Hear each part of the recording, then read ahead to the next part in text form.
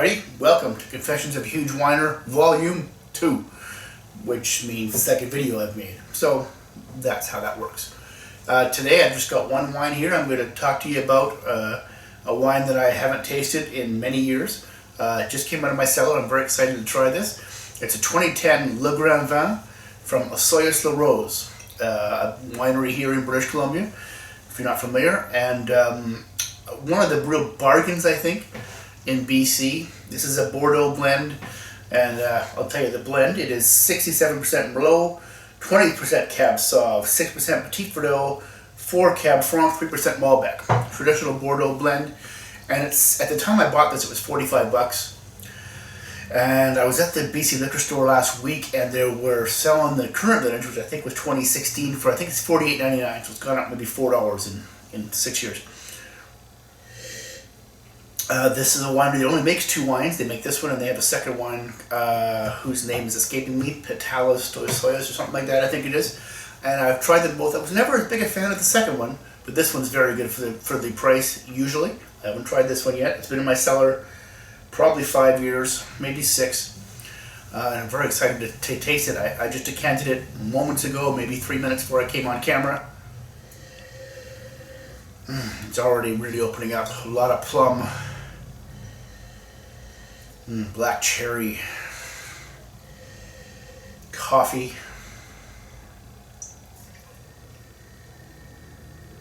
black currant. It's an herbaceous quality too, like a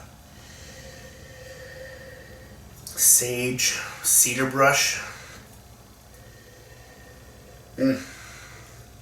Lovely for a 10-year-old wine. So fresh and a little bit of tobacco, a little bit of cigar box, but it's not really prevalent yet. It's just coming.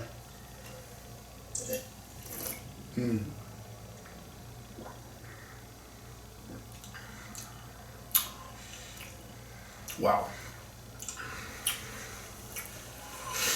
So, my first instincts would say, if I didn't know this was a 10-year-old wine, I'd say it was maybe 3 years old, maybe 4. Tannins are still really strong and grippy. Probably could lay this down for another 5 years, maybe 10. Of course, you know, as I drink this wine over the next few hours, it will open up and the tannins will dissipate a little bit.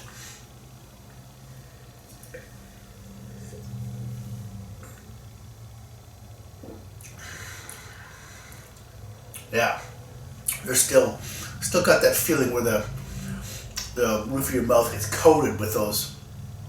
My wife used to call it a fuzzy tongue feeling, and I think that's the tannins really just being intense and really really drying out the top of your mouth to the point where your gums and lips stick together. Boy, it's a nice wine. It's a black fruit, a little bit of vanilla. I'm sure it's aged in oak. Yep. I don't know how much French oak they use. Definitely some new French oak there. Cedar again.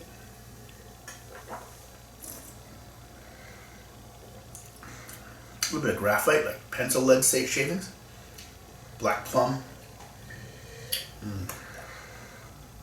Medium to long finish, probably long finish I'd say. Medium viscosity.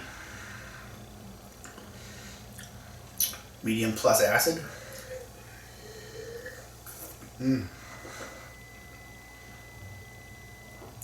Yeah. So I was on the BC Liquor Store website an hour or so ago, just checking out whether I could find this wine still, and you can't, of course, 2010. But they are selling the 2009 version at some BC liquor stores if you're in BC. And I think they're selling it for $85, $88, something like that, for the 2009.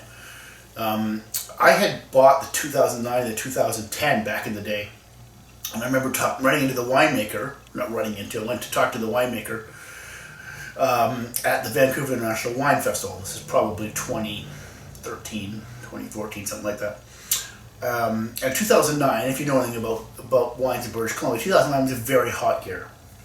Generally considered a very good year, although that depends on your opinion. 2010 was a much cooler year. And at the time, the 2009s were really standouts.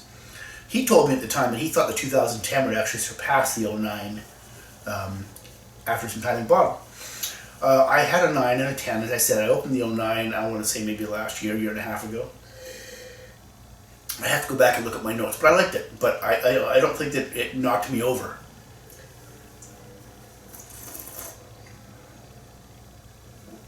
This is at least as good, if not better. I have to go back and see how much I liked it. I don't remember. But this is a nice wine. And I bet you over the next couple hours, it's going to really improve too. It's still big. I would serve this with a steak. Maybe kind of maybe not like a fatty steak. I mean, I might serve this with I would go with a filet mignon, but it would also be probably lovely with a ribeye, or maybe even a strip loin, New York. Something to cut into the tannins. I'm gonna, as soon as I'm done with this video, I'm gonna go make myself a little bit of meatloaf. It's a recipe called saucy meatloaves, and it's quite delicious. Let's get up here nicely with this, I think. I'm gonna pour myself one more glass. So as you see, there's another chair here beside me again for my lovely wife Tracy. She's been a little under the weather. She'll be okay, nothing serious, but she just hasn't felt like drinking a whole lot of wine lately. So that's why we haven't got into our blind tastings yet. We're hoping to get into that pretty soon, where she blind taste me on a wine, I'll blind taste her on one. We'll put the videos together and release them. That'll be a lot of fun. If you've never done a blind tasting, by all means try it. It's fun. It's a lot of fun. In fact, when I was at the liquor store a couple weeks ago, maybe 10 days ago, which is a rarity for me to be out during COVID, I went to, and I bought 6 bottles of wine, just random, specifically to taste her on. And they are wines we've never had, that exact wine, but wines we've had similar, maybe. So I think there were 5 of them were definitely very fair. I think she'll have a good chance to get them. The 6th one, there's not a chance in hell she'll get it. But as we get into that, I'll talk more about it as we're doing it. The 6th one is something I'm actually interested in taste, because I never tasted it before. It's a grape we have had once before, but the grape is from a totally different region than this one. So there's no way she's going to have any idea what it is, but we'll see if she gets even in the ballpark. Even if she gets the country, that'd be fantastic. So we'll get to that later. Hopefully by next week we'll fill it up to that, to get into a blind tasting. So I'm giving this 92 points right now. I think actually I would probably rate it at 92 plus, because I think it's going to get better. I think this probably has another 5 years in it, if not 10 or more. Lovely. If you have any of these in your cellar, I wouldn't rush to open it yet. If you're going to open it, give it a good decant. As I said, I just decanted this for 5 minutes. It could use a lot more time, I think. Yeah. Yeah, that's that. So I'm going to go have some meatloaf in a little while. Don't forget to subscribe to the channel. Somewhere down here there's a little button. I don't know, down there somewhere. And we're going to have all kinds of new stuff for you. I'm definitely going to do one of these every week-ish, if I can.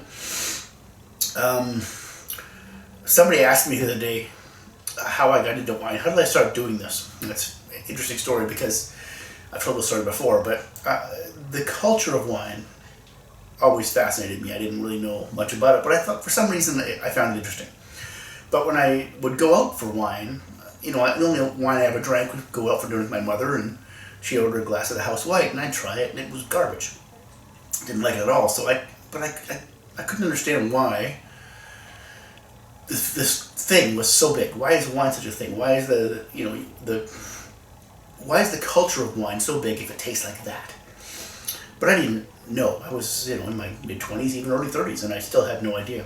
Eventually, I went on a wine tour in the Okanagan, and some friends started off with fruit wine, and then some Gewürztraminer, or some more off-dry wines, and eventually I became obsessed with it, as you can imagine.